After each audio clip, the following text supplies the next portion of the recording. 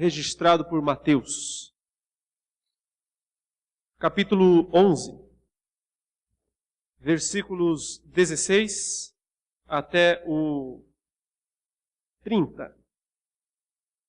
Vamos ler a passagem inteira, embora a meditação vai estar na parte final desta passagem.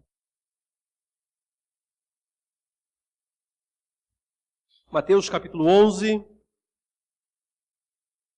a partir do versículo 16, a palavra de Deus diz assim: Mas a quem hei de comparar esta geração? É semelhante a meninos que, sentados nas praças, gritam aos companheiros: Nós vos tocamos flauta e não dançastes. Entoamos lamentações e não pranteastes. Pois veio João, que não comia nem bebia, e diziam: tem demônio. Veio o Filho do Homem, que come e bebe, e dizem: eis aí um glutão e bebedor de vinho, amigo de publicanos e pecadores. Mas a sabedoria é justificada por suas obras. Passou então Jesus a increpar as cidades das quais ele operara numerosos milagres, pelo fato de não se terem arrependido. Ai de ti, Corazim! Ai de ti, Betsaida! Porque se em Tiro e em Sidom se tivessem operado os milagres que em vós se fizeram, há muito que elas se teriam arrependido com pano de saco e cinza. E contudo vos digo, no dia do juízo haverá menos rigor para Tiro e Sidom do que para vós outras. Tu, Cafarnaum, elevar-te-ás porventura até ao céu? Descerás até o inferno. Porque se em Sodoma se tivessem operado os milagres que em ti se fizeram, teria ela permanecido até o dia de hoje. Digo-vos, porém, menos rigor haverá no dia do juízo para com a terra de Sodoma do que para contigo. Por aquele tempo exclamou Jesus: Graças te dou, ó Pai, Senhor do céu e da terra, porque ocultaste essas coisas aos sábios e instruídos e as revelaste aos pequeninos. Sim, ó Pai, porque assim foi do teu agrado. Tudo me foi entregue por meu Pai. Ninguém conhece o Filho senão o Pai, e ninguém conhece o Pai senão o Filho, e aquele a quem o Filho o quiser revelar. Vinde a mim, todos os que estáis cansados e sobrecarregados, eu vos aliviarei.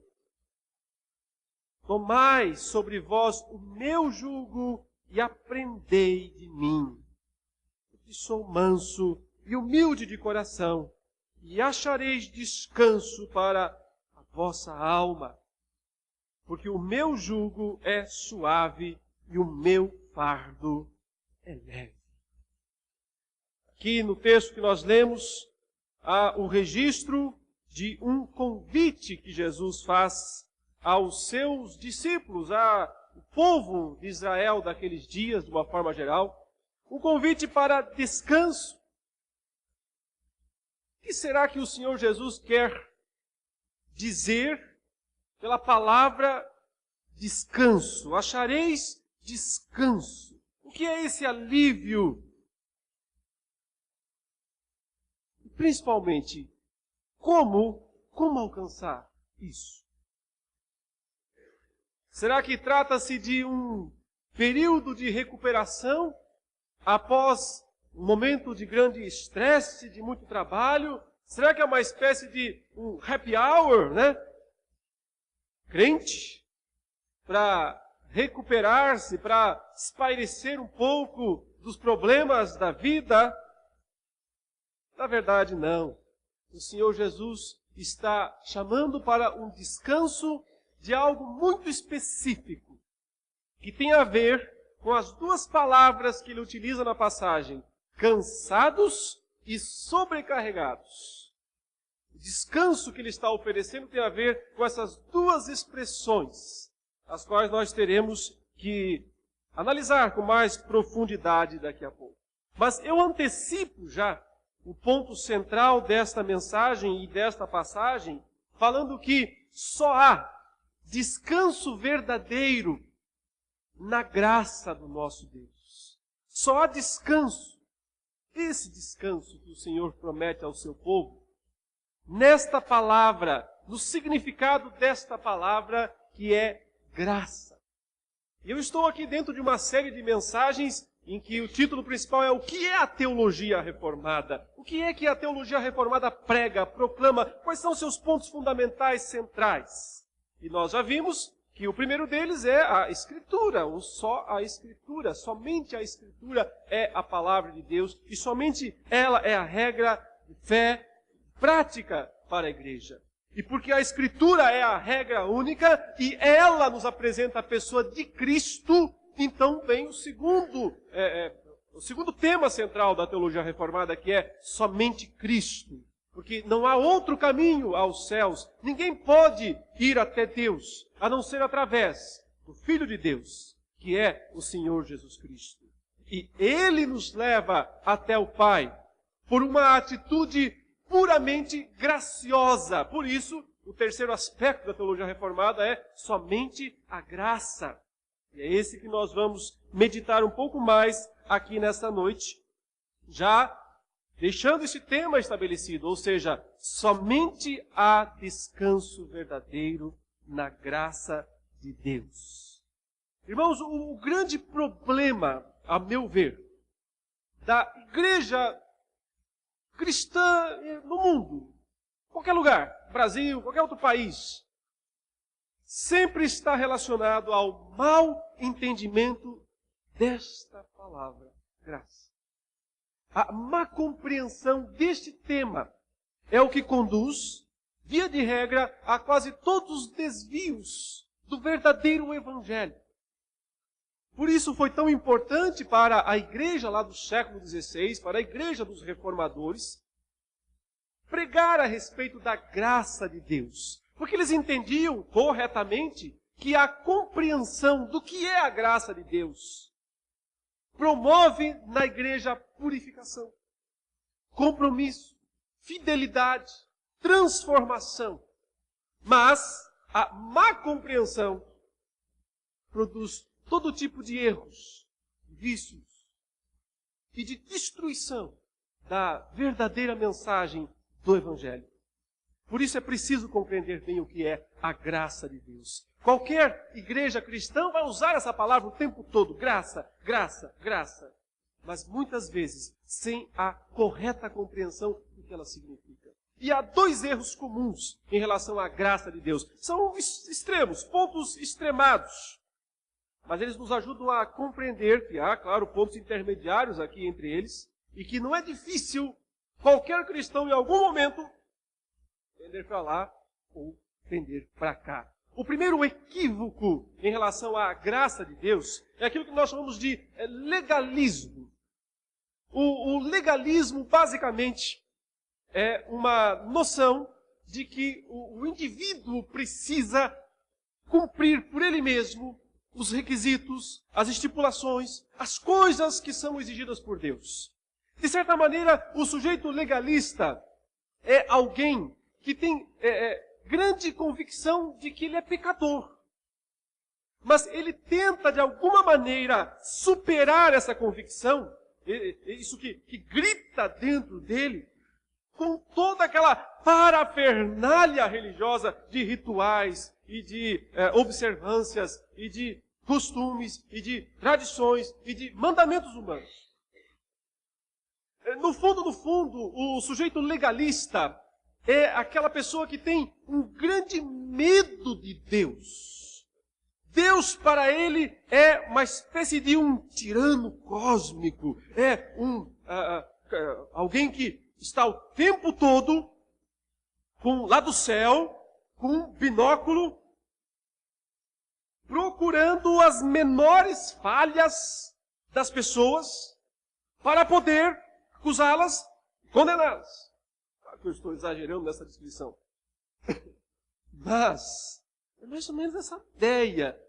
Há um medo exagerado de Deus. Então, as pessoas tentam obedecê-lo, pensando basicamente em não serem castigadas. E não ser castigada envolve não perder também aquelas coisas que elas desejam ter. não perder as bênçãos de Deus, não perder o céu, se bem que hoje em dia céu fala-se muito pouco, né? Nas igrejas de uma forma geral, as pessoas estão mais preocupadas mesmo com as bênçãos materiais. Então, pensa que se não cumprir toda aquela série de rituais, de estipulações, de ordenanças, não vai ter saúde, não vai ter prosperidade, não vai ter isso, não vai ter aquilo, não vai dar, o casamento não vai dar certo, os filhos, enfim. Então, vive-se num constante temor de perder, de ser disciplinado por Deus. Essa é uma postura legalista. E o legalista, ele tem mais um sentimento, que é basicamente o seguinte. Ele pensa assim: eu faço tudo isso e ele não faz, o meu vizinho não faz. Então ele não suporta isso. Porque no fundo ele pensa, eu abro mão de todas essas coisas e ele não abre. Então ele se transforma num juiz do seu vizinho, do seu amigo, do seu irmão. Por isso que é difícil lidar com os legalistas. E todos nós somos um pouquinho legalistas, mais ou menos. Ora mais, ora menos. É algo difícil de arrancar do nosso coração essas posturas muito legalistas. Mas o outro lado da moeda é aquilo que nós chamamos de posição mais liberal, ou poderíamos dizer libertina. Né? Então, essas pessoas, se os legalistas têm muito medo de Deus, os libertinos, digamos assim, não têm medo nenhum. Para eles, Deus é mais ou menos aquela figura daquele Papai Noel, né? Só fala ho, ho, ho e tem um saco de presente para dar para as pessoas. Ou seja, Deus não fala coisa nenhuma, ele não tem exigências, ele não tem uma postura de cobrança. Deus é um paizão. E você pode fazer o que você quiser, que ele vai sempre perdoar. Então, o libertino, digamos assim, é alguém que pensa que o pecado não é importante. Uma pessoa pode fazer isso, fazer aquilo, que vai dar tudo certo. Que Deus não vai condená-la, que Deus não vai abandoná-la. Hoje em dia existe até uma maneira, muitas vezes, de justificar pecados debaixo de uma certa ideia de que é da cultura, que é cultural. E coisas culturais não são nem pecaminosas, nem boas, elas simplesmente são. Então, existe uma onda interessante hoje nas igrejas de muitos crentes que falam palavrões. Aliás, tem até uma Bíblia traduzida na internet com um monte de palavrões, como se fosse uma Bíblia voltada para o jovem, né, do mundo, que usa um monte de palavrões. Põe palavrão na boca de Jesus, na boca dos apóstolos, coisas absurdas, realmente absurdas. E qual é a justificativa para isso? A justificativa é que palavrão não é pecado.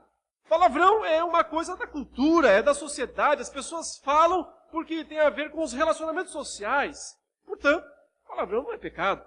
É uma justificativa para não só falar, utilizar, como para fazer uma própria tradução de uma Bíblia utilizando. Veja aonde vai, aonde se chega com certos argumentos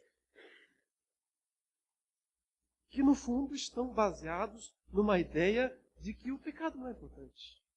E não tem nenhuma preocupação com isso. Deus é bom, Deus é amor, Deus sempre vai perdoar, Deus sempre vai, no final, dar tudo certo. São duas posições que solapam a graça de Deus.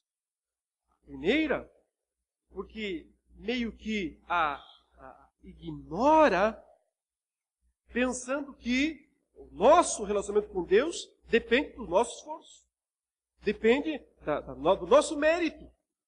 Então, isso é o legalismo. Outra posição destrói a graça de Deus, mas super enfatizando a graça, exagerando a graça, como se porque Deus é gracioso, ele não fosse justo. Porque Deus é gracioso, ele não tem mais qualquer padrão legal que ele exige das pessoas. Por isso, a má compreensão da graça de Deus conduz às posições piores que podem existir dentro das igrejas. E nesta passagem nós encontramos uma declaração de Jesus que resolve esse problema, resolve os dois lados, mostra o erro dos dois lados.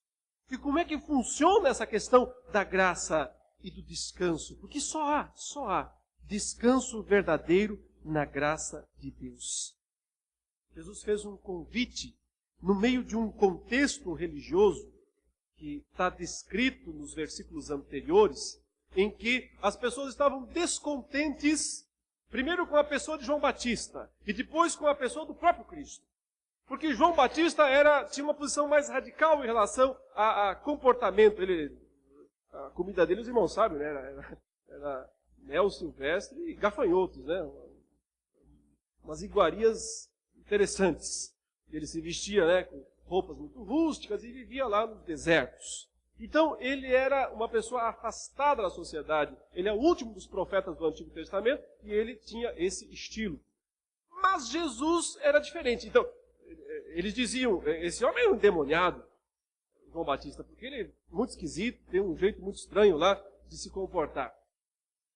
Jesus, ao contrário, ia nas festas dos publicanos, dos cobradores de impostos, né? Foi até lá na festa na casa do Zaqueu, foi na festa na casa do Mateus, todos eles. Ele ia lá, e aí diziam, esse daí é mó bebum, esse aí bebe, come e tal. Então, é aquela história, né? As pessoas nunca estão satisfeitas, nunca estão contentes com os pregadores do Evangelho. Ou é muito para cá, ou é muito para lá, sempre há uma reclamação para ser feita. E não era diferente com a pessoa de Jesus. Mas o motivo dessas reclamações, na verdade, não era bem uma questão de gosto pessoal. Era mais uma questão de não precisar mudar de vida. Então, quando eu ouço uma mensagem que exige uma mudança, um compromisso, se eu não quero atender isso, é mais fácil eu descaracterizar o pregador. É mais fácil eu, de alguma maneira, encontrar algum defeito no pregador, porque eu preciso fazer o que ele está me falando para fazer. Como a mensagem de João Batista era de arrependimento, e a de Jesus também era. Elas eram muito parecidas nesse sentido. Arrependei-vos e convertei-vos. Então eles encontravam um defeito em João Batista e um defeito em Jesus. Para quê? Para não fazer o que nenhum dos dois queria. Para não atender ao conteúdo, para não atender à mensagem. Na sequência, Jesus começa, o texto fala, a increpar, ele começa a esconjurar, digamos assim, a anunciar a condenação das cidades, Betsaida, Cafarnaum, porque ele passou por lá e fez um monte de milagres no meio delas, e as pessoas não se arrependeram, ou seja, não atenderam ao chamado do arrependimento. Quer dizer, a questão toda aqui está fundamentada no arrependimento. É o ponto, é o tema que está por trás de toda essa passagem. Arrependimento. Uns não queriam se arrepender, porque não queriam abandonar o status quo religioso conquistado, então preferiam chamar João Batista de uma coisa e Jesus de outra. Outros, mesmo vendo os milagres, os sinais que Cristo realizou, ainda assim se recusavam a se arrepender. E é aí que chega esse grande convite, que é, na verdade, antecedido por uma declaração espantosa de Jesus, quando ele diz assim, graças te dou, ó Pai, Senhor dos céus e da terra, porque ocultaste estas coisas. Que coisas? A verdade do Evangelho. Que coisas? O conteúdo do arrependimento verdadeiro. Graças te dou, ó Senhor dos céus e da terra, porque ocultaste essas coisas dos sábios, dos entendidos, ou seja, dos mestres religiosos, dos cabeças da nação, e revelaste a quem? Aos pequeninos. Quem eram os pequeninos? Os pescadores. E pecadores também. As prostitutas que seguiam a Jesus e se arrependiam e se convertiam. E mudavam de vida? Sim, porque aqui está o ponto-chave. É claro que Jesus sempre foi... É claro que muitos discípulos de Jesus deviam falar muitos palavrões, já que eu toquei nesse assunto, mas antes de se converter. Quando seguiram a Jesus, tiveram suas vidas purificadas, limpas. Até porque, Jesus diz, né? Boca fala. E o coração está cheio. Então não adianta dizer, isso que eu falo é da boca para fora. Não existe da boca para fora. Ou melhor, sim, e sai da boca, vem do coração. Se a boca está falando, é porque o coração está sujo há muito mais tempo. Muito antes disso. Ao ponto de já está explodindo. Já está saindo. O pecado verdadeiro está nascendo, já nasceu, já concebeu, já chocou ovos de áspide, como diz Isaías, lá no coração. Eu te agradeço, ó Pai, porque o Senhor escondeu estas coisas dos sábios, dos entendidos, e revelou aos pequeninos. Sim, porque assim foi do teu agrado. E aí Jesus coloca a relação íntima que ele tem com esse Pai. Ele diz, aqui o ciclo está fechado, o círculo está fechado. Ou seja, eu conheço o Pai me conhece, e só tem isso. Só eu conheço Ele, e só Ele conhece a mim. Então, se vocês querem conhecer o Pai, só tem um caminho, esse caminho, Jesus diz, é Ele mesmo. E então Ele faz o convite.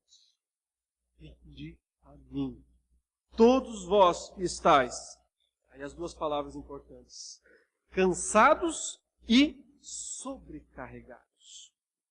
A que ele se refere? Será que é cansado e sobrecarregado por causa do trabalho árduo? A Palestina do primeiro século, de fato, era um local de trabalho pesado. Os discípulos de Jesus passavam noites pescando lá no mar, voltavam de madrugada, precisavam limpar as redes, às vezes vazias. Sim, não era uma vida muito confortável, era uma vida muito desgastante, sem conforto, sem tecnologia, tendo que percorrer longas distâncias. Sim, havia muito cansaço, mas não é esse cansaço que o Senhor Jesus está destacando aqui. Eu creio que a melhor maneira de entender essas duas palavras, cansado e sobrecarregado, é entender a relação que havia em Israel naqueles dias entre o peso que as pessoas carregavam e o sobrepeso que elas recebiam depois. Porque essa é a ideia. Cansado diz o seguinte, exausto. Exausto. A pessoa que está na lona, está no chão, ele não aguenta mais carregar aquele peso. E aí, quando ele fala sobrecarregado, diz alguém chega e coloca mais um saco de cimento em cima. Ou seja, o sujeito já está no chão, ele já está no limite da exaustão, ele não tem mais força nenhuma. E aí alguém ainda chega e coloca mais um peso extra para esmagar ainda mais. Eu entendo que essa relação entre esses dois termos pode ser compreendidos quando nós lembramos que, em primeiro lugar, o grande peso que o ser humano carrega são seus próprios pecados. Não tem nada mais pesado para carregar do que os nossos pecados. Tem a ver com as nossas culpas diante de Deus. Tem a ver com aquilo que nós sabemos que nós fazemos. É muito frequente nós tentarmos esconder os nossos defeitos dos outros e os nossos pecados, mas nós não conseguimos esconder de nós mesmos. E lá no fundo nós sabemos as nossas falhas, nós sabemos os pontos cinzentos do nosso caráter, nós sabemos onde residem aquelas práticas, aqueles pensamentos, aquelas atitudes que não agradam a Deus de hipótese nenhuma. O pecado é o maior peso que o ser humano carrega. Nada é tão destrutivo. O pecado destrói tudo o que há de bom na criação de Deus. É por isso que ele é tão terrível. Porque ele destrói, ele perverte, ele polui, ele emporcalha, se eu posso usar esse termo. Tudo aquilo que é de bom na criação de Deus. O pecado destrói os relacionamentos entre as pessoas. Quer seja nos casamentos, quer seja nos relacionamentos de amizade, quer seja pais e filhos, patrões e empregados, os relacionamentos são afetados pelo pecado. O pecado destrói um chamado que Deus nos deu, que é o chamado de fazer diferença na sociedade. Porque, via de regra, nós vamos atuar na sociedade de forma egoísta. Tentando, de alguma maneira, nos beneficiarmos e não servirmos. Acima de tudo, o pecado destrói o nosso relacionamento com Deus. Porque homem nenhum consegue viver sem se relacionar com Deus. Pessoas sempre se relacionam, mas uns se relacionam de forma amistosa e outros brigando. Isso não deixa de ser um relacionamento. O pecado torna Deus um ídolo. Um ídolo que as pessoas tentam manipular a seu bel prazer, para a sua vantagem pessoal. O pecado é algo que nós carregamos em toda a nossa vida. Nada é tão pesado, nada é tão destrutivo quanto o pecado. Então o que é essa sobrecarga? A sobrecarga tem a ver justamente com a religião legalista. A religião dos escribas e fariseus do primeiro século havia se tornado uma religião extremamente legalista. Veja, o Antigo Testamento não é assim. O problema não está na lei. A lei de Deus é boa, é agradável, é perfeita. A lei restaura. O Antigo Testamento tem inúmeras alusões aos benefícios que a lei produz na vida dos homens. Mas o mau uso desta lei, que foi perpetuado durante esses séculos antes de Cristo, especialmente o segundo, o primeiro século antes de Cristo, produziu uma religião extremamente legalista. Estima-se que os judeus do primeiro século cultivavam cerca de mais de 600 mandamentos, entre ordenanças, mandamentos bíblicos, e ordenanças que eles próprios haviam estabelecido para si.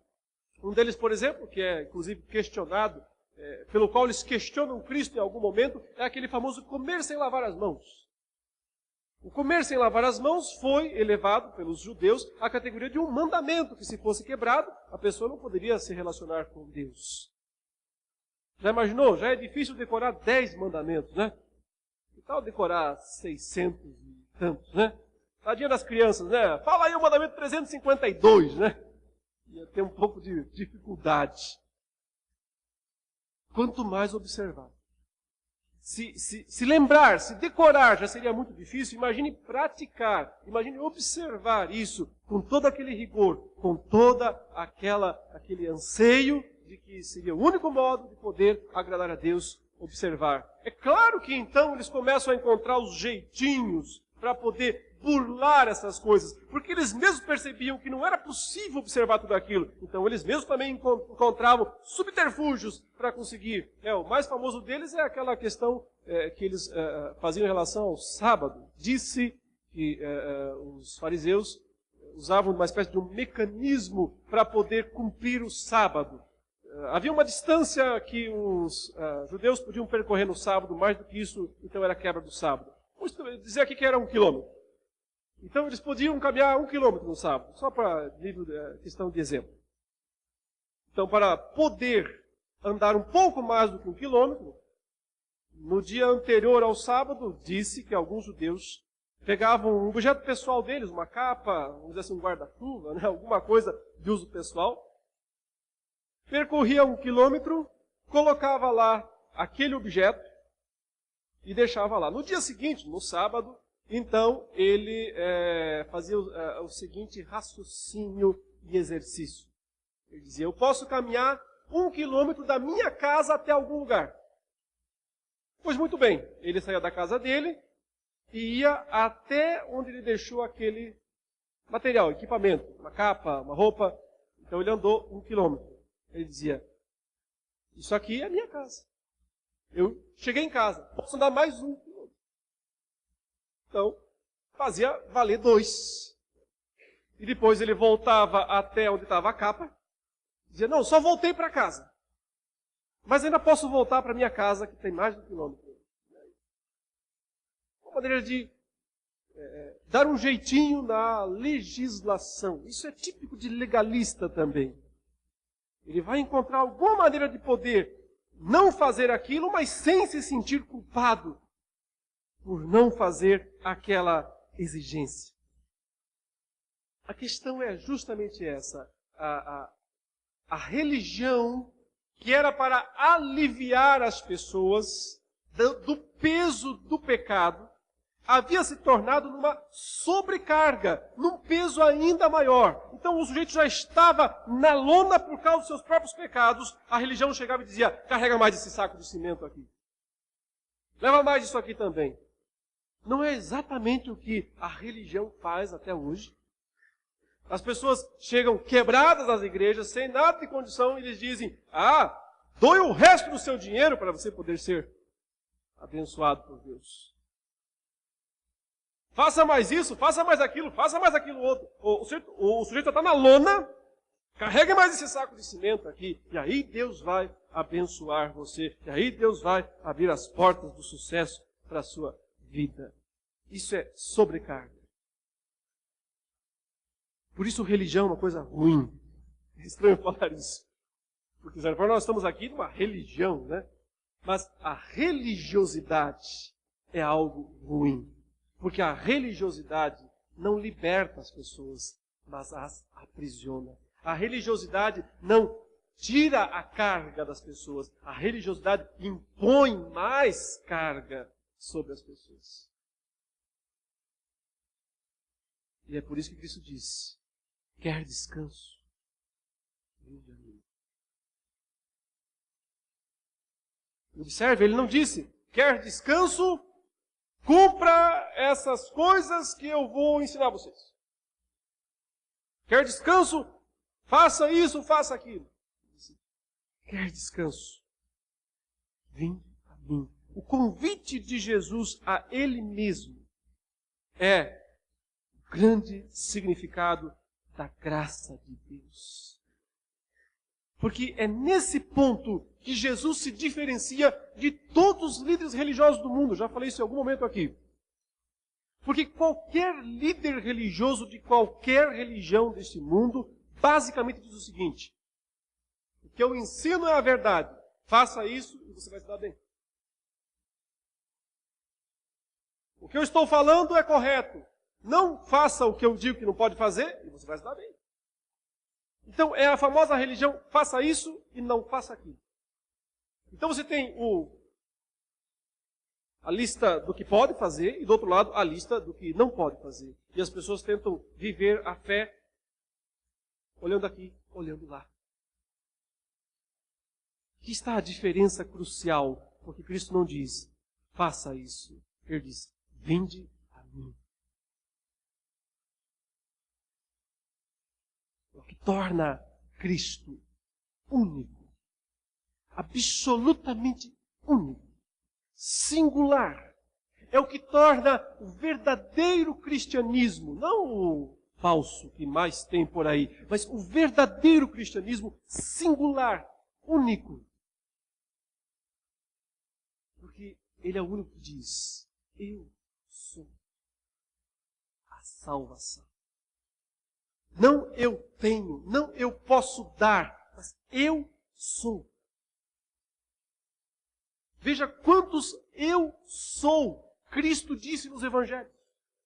Quantas vezes ele usou esse termo, exatamente esse termo. Eu sou. Eu sou a porta. Eu sou a luz do mundo. Eu sou o pão da vida. Eu sou a água da vida. Eu sou a ressurreição e a vida. Eu sou o bom pastor. E entrar por mim será salvo. Só ele teve coragem de falar isso, porque a salvação não é algo que ele pode fazer por você, mas a salvação é ele mesmo. Ser cristão é ter Jesus, é ter a Cristo. As expressões que a palavra de Deus usa nesse sentido são tão fortes. Por exemplo, o apóstolo Paulo diz que para ele o viver é Cristo. Ele diz, logo já não sou eu quem vivo, mas Cristo vive em mim. Essa união misteriosa que há entre o crente e Jesus. Ao ponto que o crente pode dizer, Cristo é meu. E Jesus pode dizer do crente, você é meu. E a coisa mais próxima que há disso, e sem razão, que é o exemplo usado, é o casamento, né? Cristo é o noivo, a igreja é a sua noiva. Então há aqui mesmo um casamento, há um possuir-se mutuamente. Isso é algo possível pelo Espírito Santo de Deus. É místico, é sobrenatural. Isso é fé.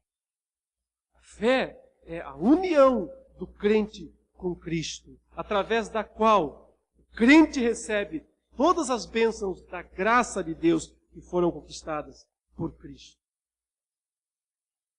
É nessa unidade que o crente recebe o perdão dos seus pecados, tira o fardo. Mas o que vem depois não é uma sobrecarga, antes é a liberdade, a libertação, para que o crente possa andar em novidade de vida. Não há descanso na religião legalista, só há canseira. Mas também não há descanso no viver a fé de uma maneira liberal. Também não há descanso. Simplesmente porque o pecado é a coisa mais cansativa deste mundo. Então, quando o crente pensa que ele pode pecar à vontade e que o Senhor ainda assim vai abençoá-lo, ele está arruinando a sua vida. Ele está arruinando a sua felicidade. Porque não tem coisa mais destrutiva para o crente do que viver em pecado. E por outro lado, não há nada que produza mais felicidade. Não há nada que produza mais felicidade no crente do que a santidade.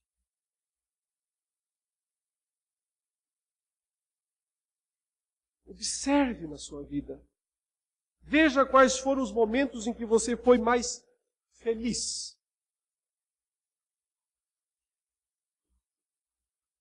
E eu creio que você vai perceber que não foram os momentos que você teve esteve numa situação financeira mais confortável. Que não foi necessariamente no momento que as coisas todas estavam bem na sua casa, ninguém estava doente, ninguém tinha problema nenhum, estava tudo em paz. Você vai perceber que os momentos mais alegres, mais felizes, aconteceram quando você estava em paz com Deus. Quando você sabia que embora não fosse, não é, não será perfeito, mas você está razoavelmente dentro do padrão da vontade de Deus. É por isso que Cristo não diz, eu vou tirar o peso da sua vida e vou te deixar soltinho por aí, livre, leve e solto. Ele diz, não. Está aqui o fardo, mas agora pega o meu. Há uma troca. E faça o seu fardo, os seus pecados, o que é pesado para você. Eu carrego isso. Ele carregou na cruz os nossos pecados. Ele carregou as nossas culpas na cruz. Então Ele tira de nós. Não põe sobre nós a sobrecarga da religião. Ele diz, eu vou colocar um jugo. Um jugo sobre você. Jugo, você sabe o que é, né? É canga. É aquilo que coloca na cerviz, né? Dos animais para domá-los. Não é para maltratá-los. Não é para maltratá-los. É para guiá-los. Para que eles possam seguir o caminho correto. Não é peso para que eles sofram.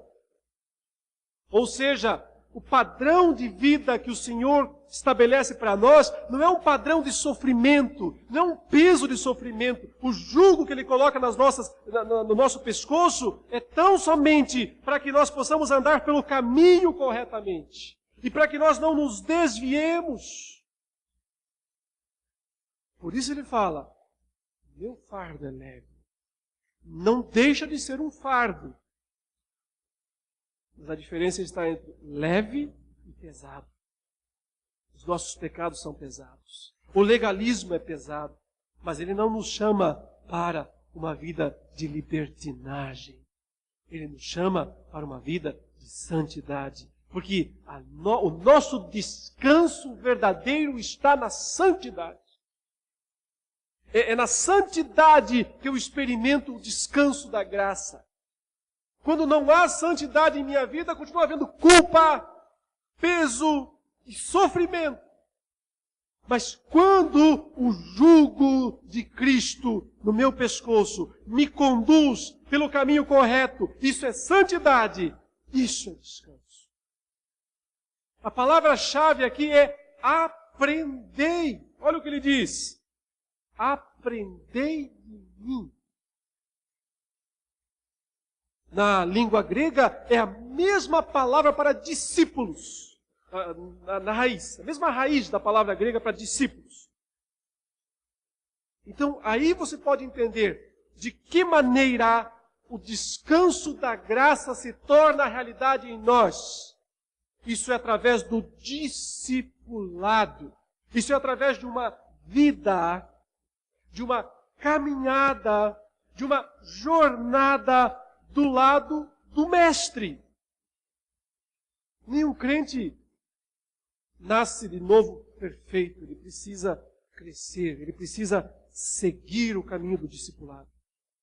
E é isso que Cristo faz. Ele se coloca como o nosso professor, como o nosso mestre, disposto a andar cada passo do caminho, cada tropeço nosso. Ele está lá para nos levantar, não para nos deixar caídos, nem para passar a mão na cabeça e tipo assim, não foi nada. Olha o seu erro. Olha onde você caiu. Arrepende. Vamos em frente. É nesse relacionamento com Cristo, diário, contínuo, que o descanso da graça se torna a realidade em nós. Aprendei de mim, quer dizer, relação, relacionamento. Há um relacionamento com Cristo que precisa ser diário, constante. Há dois modos básicos de poder ter esse relacionamento, né? Deus falando com a gente e a gente falando com Ele. Mão dupla, né? Como é que Deus fala conosco? Através do que Deus fala com a gente todos os dias? Através da palavra dele. Essa palavra é Deus falando com o seu povo. E de que maneira nós falamos com Deus? Orando. Em resposta à palavra de Deus. Então nós falamos com Ele. Se eu só leio a Bíblia, mas não oro, ou se eu só oro, mas não leio a Bíblia, um dos dois lados ficou quieto na história. E é estranho um relacionamento entre duas pessoas que só um fala. Se bem que os maridos entendem bem isso. É estranho, né? Não é correto um relacionamento em que só um dos lados fala e o outro fica quieto. Saber, interação, troca. E nós com Deus também é desta maneira. Deus fala e nós respondemos. Ele fala, nós falamos. Nessa relação que há aprendizado. Aprendei de mim. Mas finalmente, meus irmãos, para encerrar, é preciso lembrar que, em última instância, esse descanso da graça só será plenamente possível no mundo vindouro. Por isso que ele é, acima de tudo, escatológico. Só no mundo vindouro nós estaremos totalmente livres dos fardos, dos pesos, das sobrecargas. A nossa fé nunca será totalmente pura aqui nesse mundo. Ela sempre vai ter impurezas aqui e ali. Sempre vai ter um pouquinho de legalismo aqui. Sempre vai ter um pouquinho de liberalismo lá. Nós nunca vamos ter uma postura perfeita. Por isso sempre cabe purificação, aprendizado. Por isso que o Senhor muitas vezes permite tribulações, porque elas purificam a nossa fé, como o fogo purifica o ouro. É preciso sempre lembrar que nós não estamos prontos. Nós não estamos prontos. Nós somos ainda projetos em andamento, construções inacabadas. Isso não deve nos levar a pensar assim, então tudo bem, qualquer coisa vale. Não. Essa construção tem que ser melhorada, ela tem que ser reformada. Mas é preciso lembrar que só vai ser plenamente estabelecido no novo céu, na nova terra, quando então o descanso definitivo de Deus estiver sobre nós. Só há descanso na graça de Deus. Confie nessa graça o tempo todo e você experimentará o descanso.